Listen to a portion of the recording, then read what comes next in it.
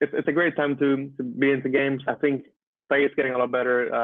Treatment and conditions are getting a lot better. Um, if you like making games, it's a viable career, I think, for whatever you want to do, right? And so if you're doing I don't know, if you're doing quality assurance for normal apps, you can always think that there's a place for you in games, or wherever you come from, anyone can be a game developer.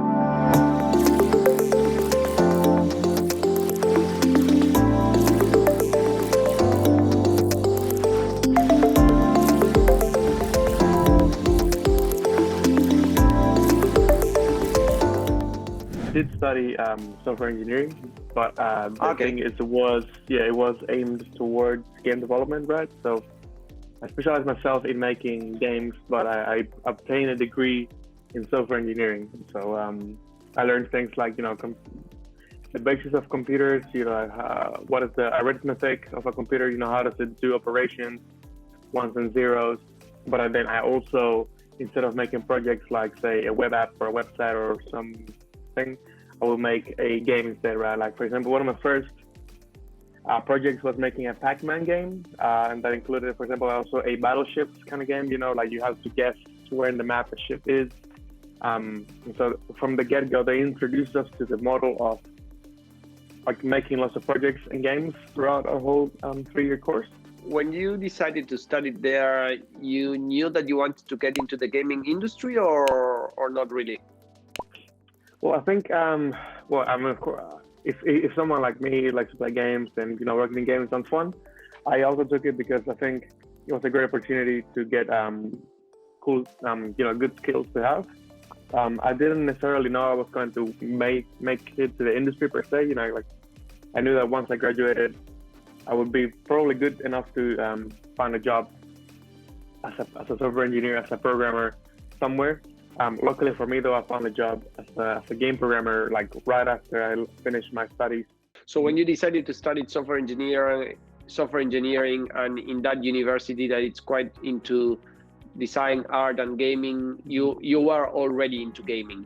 Like you really enjoy doing gaming. Yeah. Like I love playing games since I was like 5, I think. I mean, I've never really thought like playing games, but I guess the opportunity came. But like it was like a match made in heaven, right? But it's Cool. very different to like games and then to learn how to make games, right? It's like you can like cars, but you can maybe hate being a car mechanic.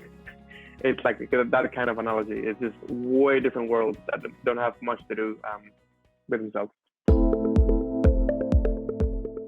I think everyone in general needs really good communication, being able to express an idea or express like, I'm trying to solve this problem, this is the problem, these are the issues I'm having, this is how it should look. Just being able to communicate clearly, I think it's super important whatever role you're in. For games also, you need to know, I would say, understanding how games work really works. For example, there's a thing called the game loop, and so it's just a theory of how a game does actions every minute, right? Like imagine you're playing any game nowadays. Every second of the game that's playing, there are things happening in the map or in whatever you're seeing, right? Like if you're playing like a first-person shooter that is online, how does it manage to show in the screen what is going on? And if you click the mouse button, will it fire to someone else, and how does it hit that person? So lots of things are happening within milliseconds. Understanding the game loop is really, really important. If I can offer some for programmers, there are 2 of the main engines nowadays. It's Unity and Unreal Engine. Fortnite, for example, one of the biggest games ever, has been made with Unreal Engine. They, like the company Epic Games that makes the engine, also made this game. So it's been really well developed in that sense. Usually Unreal Engine is used more for high-end projects. Like if you're thinking of big game studios, they might be pivoting for Unreal Engine. In C++, it's quite an archaic, in quotes, programming language that not many people use nowadays. But for games, it's like highly required if you want to specialize yourself in like very specific roles. If you want to use, for example, Unity, which is the other competitor to Unreal, then C#. C# in the programming sense.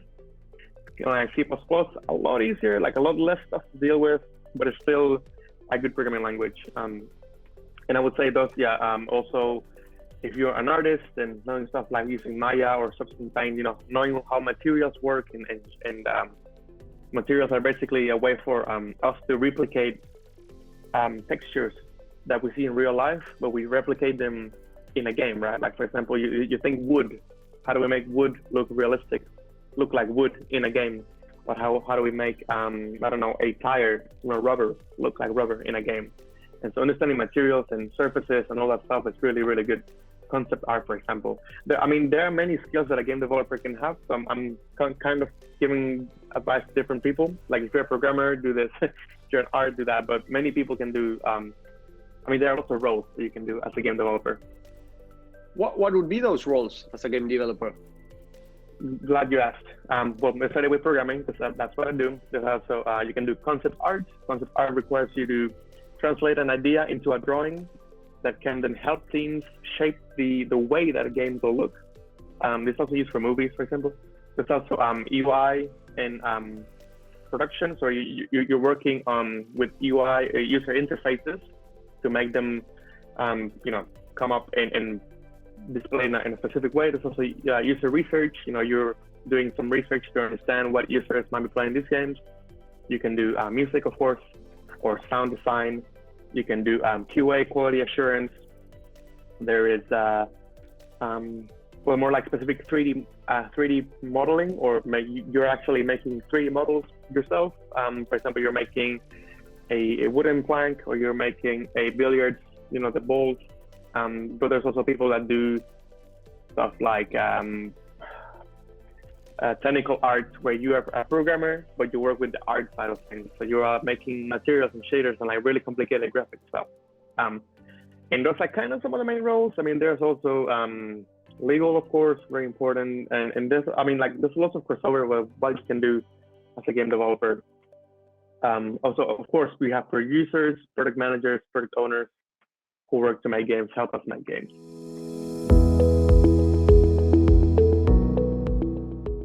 New Zealand is actually in a really good position. So countries like New Zealand, Australia, the United States, Canada, some countries in Europe like England, for example, or France, will have a really nicely established base of game studios.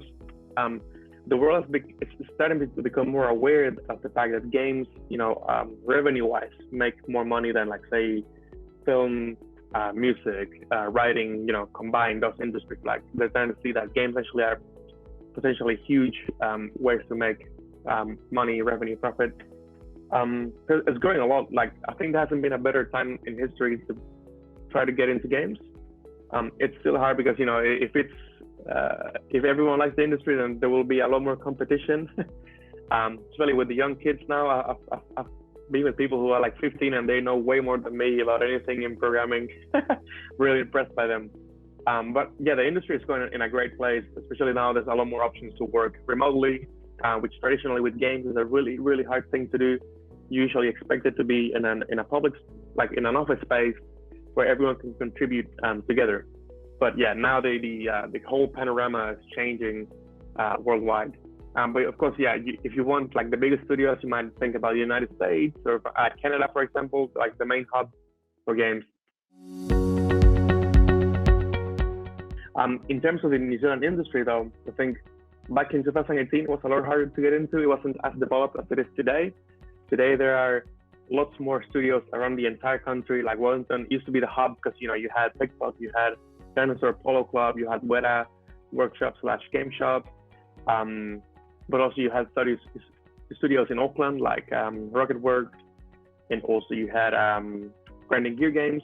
But now it's like really well split across the country. You have studios that are in like Hokitika, or like up north in like Raglan, or even further north like in Whangarei. And so like the scene, the environment has like really evolved in the last 3 years. Really, I think a really great change. And there's a lot of opportunity now for people. But the hard thing is because games are so specialized, right? It's really hard to find junior talent. Mainly also because the reason like the competing salaries are quite low. For example, if you were to work as a common software engineer at like a company like Datacom, I'm just saying names, but if you work in games, the salary disparity would be quite different, right? It's not only that happens in New Zealand, but it happens across the world. It's what we call the passion industries, where you're expected to, you get a bit less pay, but you work on like quote things you're passionate about. But it really depends on what's going on. But yeah, I think it's been evolving quite nicely over the years. A lot of people have left New Zealand though to like go to Australia, offering better pay, a lot more competitive with the market. I'm working for an Australian company, so I can definitely verify that's not a lie. Or I've seen the trend of people just like looking for Aussie companies, and so it's becoming quite hard to retain the talent in New Zealand, right? Like you can keep talent for 1 to 2 years, but once they get a bit more skills, maybe they can go intermediate, senior, then that's where like the problems start to arise for many studios. If I can compare it to my experience in an office space versus no remote, it's really good actually. I think if you can structure a company to be very asynchronous with expecting work, or for example, I'm writing code today, and overnight someone in Argentina will have a look because that's when they wake up. It actually makes it really fast to push code, because generally you write code, for example, as a coder, right? You write code and you expect someone to review that code, someone to, with their eyes, look at the code, read it, make sure it's valid. On a normal day, that can take a whole week if people are busy. With this model, you can actually write code and hopefully expect that in the next morning, you will have someone who's already reviewed your code, and vice versa, right? When they're sleeping, you can review their code. And so like, I'm finding that for me, it's actually a really cool thing, because I can say, hey, can someone please review this? So my friends in South America will go and say, yeah, cool, here's some reviews. I'm like, yeah, great. Very async. I think it might be a bit harder for if you're planning for gameplay, because gameplay, as opposed to say, working on things like settings, UI, or graphics, gameplay requires you to test something and feel it, and so that can be hard to convey, because you cannot quantize fun, and it's one of the hardest things that we find in games, right? Like you can have, how do we test Mario's jumping? Does it feel good over many different times, or over many different teams? I guess you would need to be sure everyone's in sync with that. But yeah, that can be like, there are things that are definitely harder to plan, and there are things that are easier to work with. Maybe for a senior programmer in games, I think there was an article that published like 4 to 5 weeks ago that I spoke about numbers going up to maybe 90 to 100,000. Wow, so really? Yeah. I mean, obviously it depends on the studio. It might be a lot different now, but generally they're like a lot lower. And I think this article spoke about people, starting in as a junior with like say 65,000, but maybe some programmers in games who are juniors as well would start on 50, right? So the differences carry over throughout the whole way. So many people like me, might just go and do shift to another industry to test it, and a lot of people, like at the end you end up making, you want the money, right? So it's a bit different. You have to pay the bills. Exactly. Yeah. Cool. Great. And you were working in the gaming industry, then you moved to working another company that was not gaming, and now you are doing kind of a mix of both things in the gaming industry, in a gaming company, but you are not just working with technologies only for games, but only working with technologies that could be applied for other software, as you were mentioning to me the other day. Would you like to tell me a little bit about your skill set, like what it is that you are currently using in your job?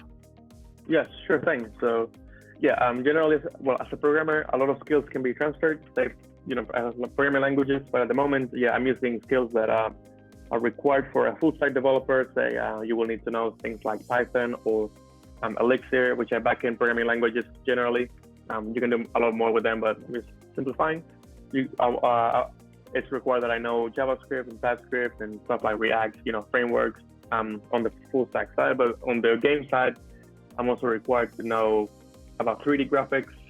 And for example, in the web browser, there's this framework called 3JS, and basically you can work with 3D graphics inside a web browser, so like inside Google Chrome or inside Mozilla Firefox or Safari, you can actually play games directly on the browser. And for example, the company I'm at, we have a game, and we have when we have a game that you can actually play on the browser, fully 3D assets. We have horses that move around and they get animated and all that stuff that you would normally have to play on like a phone, or you have to like download yourself, right? But now you can actually play the entire thing from your laptop, and it doesn't matter how old it is. So on that side, you're required, just 3D involves a lot of mathematics or graphics, kind of like that, and then that's what I'm focusing on at the moment. I'm doing like full stack with 3D, so I need to know things like linear algebra, matrices and vector mathematics. How does a screen take something from a 3D world, like a position in the world, and how do we translate it to a screen? That is an very interesting thing that happens in the background, for example.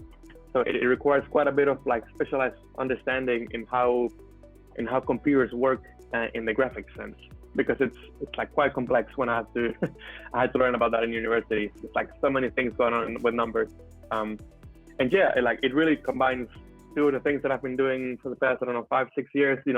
From learning and working professionally. For what I've heard from a few people, the best way to know if you like anything in life is to try it out, right?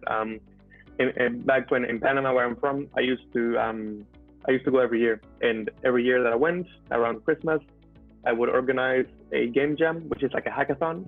And so I was basically giving people a cool event where you could try out what it feels like to make a game. Then from there you can say, okay, I like making games, maybe let's try going to a career in games, or actually I don't like making games, I just like playing them. And so trying out anything in life, I think it's the only way really you can tell if you will like it. You can also, of course, if you cannot make your own games, you can try to watch some videos on game development, right? Watch the theory and see if that kind of resonates with you, if you're willing to go over like a really complicated path of making games, because in all honesty, making games is a really complex kind of challenge. You're dealing with so many things that normally many developers, for example, or people don't have to deal with. It includes lots of complicated stuff sometimes, and so it's more like, do you really want to do this? Try making a simple game. Doesn't even require programming if you're not a programmer. There are many engines nowadays where you can write your own logic and write your own games without any code. And so that's a really good way of kind of determining if you will like it. Having a portfolio, so you have a website where your work ready to show to anybody at any point. It's really, really useful. I know it has landed me even freelance jobs back when I was in university. So I have, for example, a website that you can just say, hey, here's my portfolio. Go to this website, you will see everything I've worked on. So having things that you can show people, and because images and games talk louder than words. So if you can say I've worked on X game, but if you can show me the game, if I can play the game myself, then that will be more impressive to me, at least. Going to meetups, I know this used to be more of a thing of the pre-COVID era, but if there are any meetups around you, it's a great way to meet other professionals. And most people really just want to help each other, right? I remember when I went to my meetups in Oakland, there were lots of meetups going on at the time, and I was talking to so many people, getting their advice, not only on like how to get a job, right? I also wanted to meet them as persons, and hey, your game looks cool, like let's play test each other's games, let's just hang out. And so I think that gave me like a good way to meet a lot of people in the industry. And third, I would just say be patient, but always have your CV and portfolio ready to go. You never know when someone's gonna, hey, do you have some work to show me? And then you go, yep, cool, I'll send you an email. Or here's my business card, have it, just be ready for action, I guess, if you're trying to find a job there. You mentioned doing meetups. If the person is not in New Zealand, is there any kind of online meetup or any forum or whatever that is online for people around the world that want to not get a job, but is there any online meetup or any online thing that anyone in the world can be part of that is from here in New Zealand? I think besides New Zealand even, there are lots of communities on Discord or Slack that you can join. And there are lots of people who make games. For example, the Latin American community has a huge Discord group with people from like the entire continent of the Americas. And you can meet people from Argentina, from Panama, from Mexico. You can communicate with them, collaborate with them, and they host lots of events. So I think finding online communities through Discord, if you go on Twitter or if you Google up and your country's Game Developers Association, usually many countries will have one. A lot of people will also write it down as GDA for Game Developers Association. So if you write, for example, Argentina GDA, you will definitely find at least one of them because I know Argentina has quite a potency in terms of games, and they're coming up a lot more in the world. And those are really good ways to keep the locals meeting each other and kind of collaborating with each other to make other games. Is there anyone for New Zealand? Sorry, I don't know if you said one. Yeah, no, absolutely. We do have the New Zealand Game Developers Association, the NZGDA, and there's one community that we have here. We have a Slack channel for it, and if anyone wants to join, I think you go on the website, which is, I think it's just nzgda.com, and you can register yourself, send an email, someone will send you an invite. Also, the good thing of that is the NZGDA website, the New Zealand Game Developers Association, they post lots of job openings. And so you can, if you're looking for jobs, they usually will have updated jobs, so you can go and apply if you want to apply. Cool, that's amazing. Juan, last question. Is there, and it's not a question, it's just if there's anything that you would like to share with the people watching that I haven't asked you? Well, I think it's a great time to be into games. I think play is getting a lot better. Treatment and conditions are getting a lot better. If you like making games, it's a viable career, I think, for whatever you want to do, right? And so if you're doing, I don't know, if you're doing quality assurance for normal apps, you can always think that there's a place for you in games, or wherever you come from, anyone can be a game developer. And so I would say that mentality is really good to get into games, because many people think, I don't know X or Y, I cannot be a game developer. But I've seen people from all walks of life and people who work in many different areas. If you work in a game company, you're a game developer. So I think there are lots of ways to get into it nowadays, and I would not hesitate to ask fellow game developers.